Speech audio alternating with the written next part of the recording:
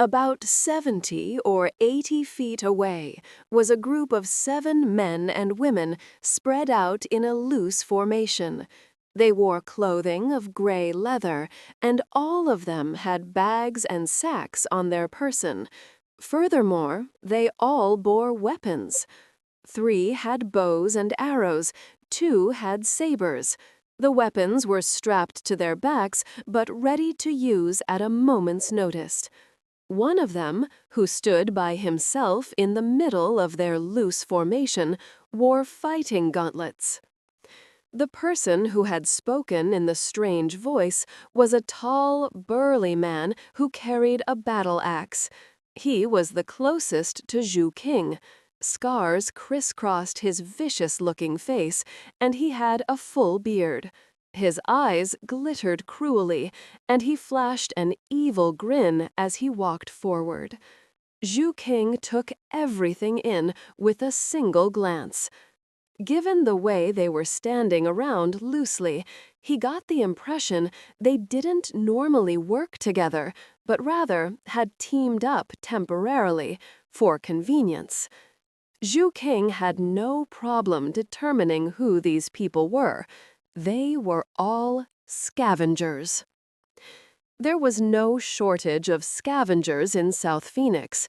Most of them were vicious people who had no bottom line, and they lived lives in which the weak were the prey of the strong. Because the blood rain over the Forbidden region had stopped, the barrier surrounding it had been opened, attracting these people here. The Forbidden region was dangerous even to them. But they were people who lived on the edge of a knife, and therefore the resources available for the taking here were just too enticing. Just about everything in the city was infected, but there were still valuable things to be taken. Mind spinning, Zhu Qing turned and prepared to flee. However, seeing that, the burly man's eyes grew crueler, and his grin turned bloodthirsty. "Trying to run? I love slaughtering brats like you. I bet you have a lot of loot in that sack of yours. This kid is mine, Sergeant Thunder." The burly man's eyes radiated an overwhelming ferocity that made his massive battle axe even more intimidating. Striding forward, he raised his axe in his right hand and leaped in Zhu Qing's direction. The axe whistled through the air as it closed in.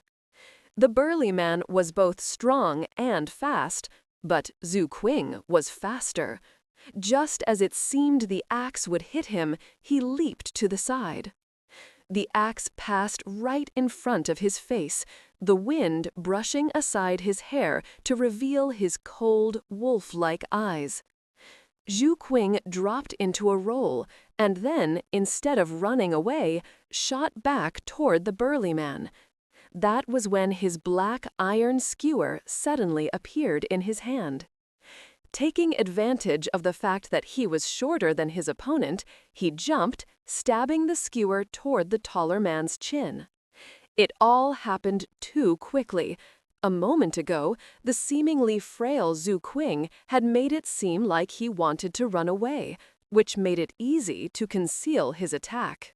And now, the burly man was suddenly struck with a feeling of deadly crisis. That said, he had a lot of experience. Looking shocked, he lunged backward and threw his head away from the iron skewer. Even still, the skewer hit his chin, slicing open a large cut. Before the man could even get angry, Zhu Qing's left hand rose from his thigh with a dagger in it. While the burly man was leaning back, Zhu Qing dropped down and plunged the dagger into the man's right foot. A poof sound accompanied the dagger's plunge into the leather shoe, through flesh and blood, and into the muddy soil below. The burly man's face distorted as pain ripped through him, and he let loose an agonized shriek. Then, before he could counterattack, the nimble Zhu Qing danced backward, slipped behind a section of crumbling wall, and crouched into hiding, waiting to see what would happen next. The light of the fire flickered, making it impossible to make out his features clearly. However, his wolf-like facial expression was clear, and it was with both vigilance and ferocity that he glared out at the scavengers. Everything happened so quickly, and Zhu Qing himself seemed so young and weak that the other scavengers didn't have time to react before he was out of sight. Now they looked around fiercely, and the three with the bows glared with very sharp gazes. As for Zhu Qing, he remained in hiding, not bothering to look at the shrieking man he'd stabbed in the foot. Looking past the three archers, he found his gaze coming to rest on the person in the middle of the group, the one with the fighting gauntlets. He was an old man, and though he was dressed similar to the others, his eyes seemed sharper. What was more, Su King could sense the fluctuations of spirit power on him. Given where the old man was standing and the way the others seemed to be instinctively looking at him, Su King had a good guess about who he was. This old man was the leader of his group of scavengers. As Su King looked at him, the old man looked back, his eyes flickering with a strange look. After a moment, the old man shifted his gaze to the fire and smoke, and a thoughtful expression appeared on his face. Meanwhile, the burly man yanked the dagger out of his foot and, eyes blazing with fury, started running toward Su King. "You brat!" he shouted. "I'm gonna kill you!" Su King's eyes narrowed as he prepared to take action. Before he could, the old man spoke in a calm voice. "Enough." His tone contained such intimidating authority that the burly man immediately stopped in place and looked back at him. "Sergeant Thunder." "This kid is probably a survivor from the slums. The god above let him live, so back off. Let's go." "But," the burly man said, obviously not willing to drop the matter so easily. As far as he was concerned, he'd been careless. If he kept up the attack, it would only take a matter of seconds for him to snap Su King's neck. However, before he could continue with an argument, the old man looked at him casually. "Are you really going to talk back to me?" The burly man struggled to regain his composure before bowing his head. As he did, his eyes flitted to Su King hiding behind the wall, and pure killing intent appeared on his face. Then he turned and limped back in the direction of Sergeant Thunder. Sensing the man's killing intent, Su King kept his eyes on the scavengers as they left. They only went about 30 feet. Then Sergeant Thunder stopped and looked over his shoulder. It was hard to say whether or not he was looking at Su King or at the burning corpses. Either way, he said, "Kid, do you want to come with me?" Su King was stunned. Furthermore, it wasn't lost on him that the old man said "me" and not "us." Su King wasn't sure how to respond. As he looked at the group, though, he realized that Sergeant Thunder wasn't rushing him for an answer. In fact, he was just standing there patiently. About 10 breaths of time passed, allowing Su King to examine the group, including Sergeant Thunder and the burly fellow he'd stabbed. Su King's eyes glittered with strange light. Then he slowly stood up and, without a word, started walking toward the scavengers. Seeing that, Sergeant Thunder smiled, turned, and continued walking. The others in the group all gave Su King long, hard looks, then followed the old man. Just like that, Zhu King joined the scavengers as they searched through the city for items of value. Before long, he learned that the vicious man he'd stabbed was known by the nickname Cruel Ox. On numerous occasions, Cruel Ox looked Zhu King up and down, a sinister expression in his eyes. However, the man obviously had self-control, and he never did anything rash. He was clearly waiting for a time when Sergeant Thunder wasn't around. Then he would make a move on Zhu King, and he seemed fully confident he would get that chance. While thinking about the situation, it occurred to Zhu King that Cruel Ox was obviously a greedy man. That was when Zhu King started taking advantage of his knowledge of the city to assist the scavengers.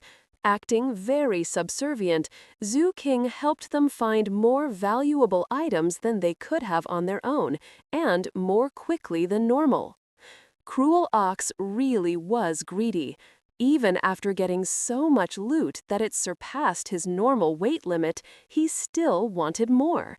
Despite being injured, he searched even more enthusiastically than the others, and his burden grew heavier and heavier. At first, it didn't make much difference, but as time passed, even his immense strength was worn down, and he started getting particularly exhausted.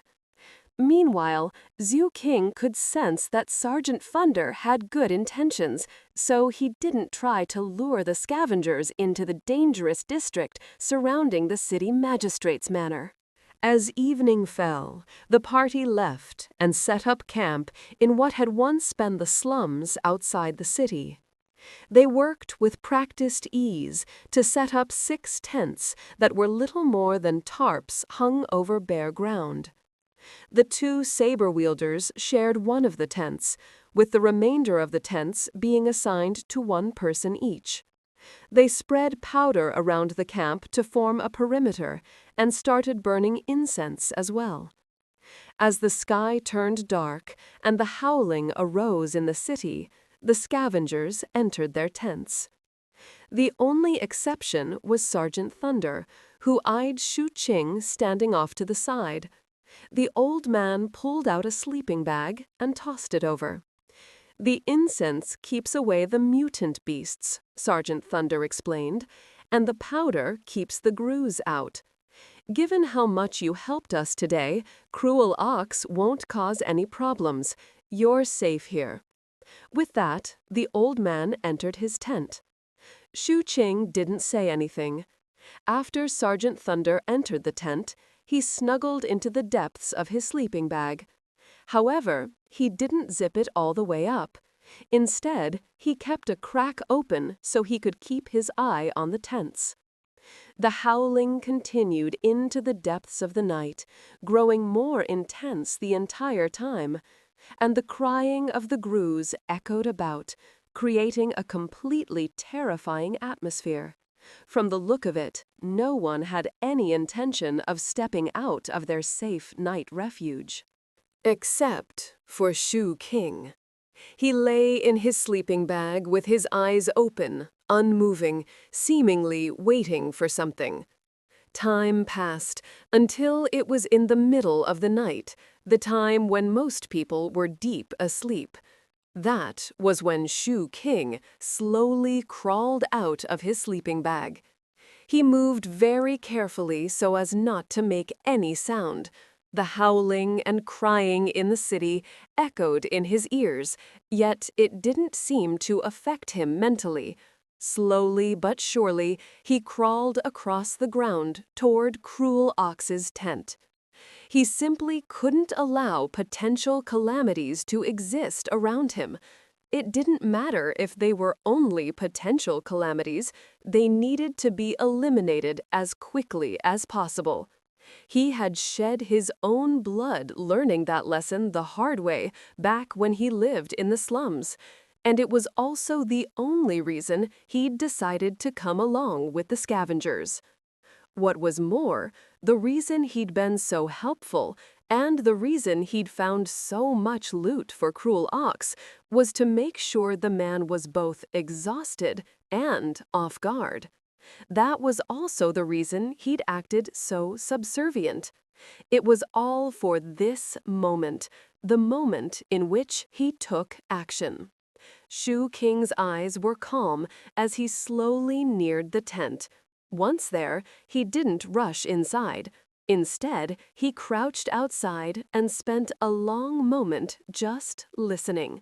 He heard the sound of snoring, and it was sustained, even snoring, obviously not fake.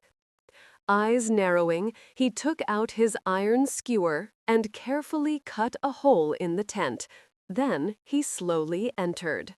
It was dark inside, but he could still see Cruel Ox laying there asleep. Given the burden the man had carried through the day and his injury, he was obviously completely wiped out. Being the powerful expert he was, there was no way Cruel Ox could ever have guessed that the fawning young man from earlier would, in the presence of all the other scavengers, pose a threat during the night. And of course, he had no idea that an uninvited guest was inside his tent. As Shu King stared at Cruel Ox, his eyes seemed as calm as the deep sea. He inched closer until he was right above the man, then placed his gleaming skewer right over his throat. Without any hesitation, he plunged it in. He moved with such speed and force he nearly ripped the head off. Blood sprayed like a fountain. The intense pain caused Cruel Ox's eyes to snap open, and he saw Shu King's expressionless face. A look of disbelief and terror appeared on Cruel Ox, and he made to cry out. However, Shu King's left hand snapped out and covered his mouth so he couldn't utter a sound. Cruel Ox thrashed, his eyes wide, his body spasming. But Shu King had a grip like a vice. Furthermore, he lifted his foot and placed it on Cruel Ox's throat, exerting more force to keep him in place. As the blood continued to pour out, Cruel Ox seemed like a fish out of water. Despair filled him, and then his eyes begged for mercy. Yet Shu King's face remained as placid as before. Cruel Ox fought, but the sound of his struggle was completely drowned out by the howling and screaming outside the camp. After about 10 breaths of time passed, Cruel Ox started to weaken. Finally, a tremor ran through him, and he slumped. In the last moment before he died, a look of utter despair and terror filled his eyes. Shu King didn't release his grip right away. He waited, making sure the man was truly dead, before pulling his hand away. After wiping away the blood, he opened his sack. From inside, he pulled out the cloth-wrapped snake head. Being very careful, he punctured Cruel Ox's skin with the viper's fangs. As the venom spread, green blisters spread out on Cruel Ox's skin, and then he started dissolving. After enough time had passed for an incense stick to burn, the corpse was nothing but a puddle of blood that slowly seeped into the muddy ground. At this point, Shu King straightened up the tent. He also took some of Cruel Ox's items to make it look like he'd suddenly disappeared in the middle of the night. After everything was done, he left the tent. A cold wind blew the aroma of blood off of him as he looked up into the night sky. Taking a deep breath of cold air, he slowly went back to his sleeping bag. Back inside, he finally felt like he could relax. Having eliminated the threat, he closed his eyes and fell asleep immediately. Of course, he kept his iron skewer gripped tightly in his hand. The night passed without further incident. Instead, he yelled at the other scavengers to hurry up and get moving now that the sun was up. Zhu Qing stood where he was, not sure what to do. He looked back at the ruins of the city. He glanced back at Sergeant Funder. After another bit of thought, he started following. 6 scavengers and 1 kid walked, their shadows cast long behind them by the sun. The wind blew from the distance, sobbing and sighing. As they walked beneath the morning sun, Zhu Qing listened to the scavengers' chatter. "This is what you call a tribulation from the god above. The whole city was wiped out. There's another forbidden region in the world now. This is nothing. Didn't you hear about that huge city to the north? About 7 or 8 years ago, the god's eyes opened, and the entire city just vanished. It was like it never existed." Slowly but surely, they walked off into the distance.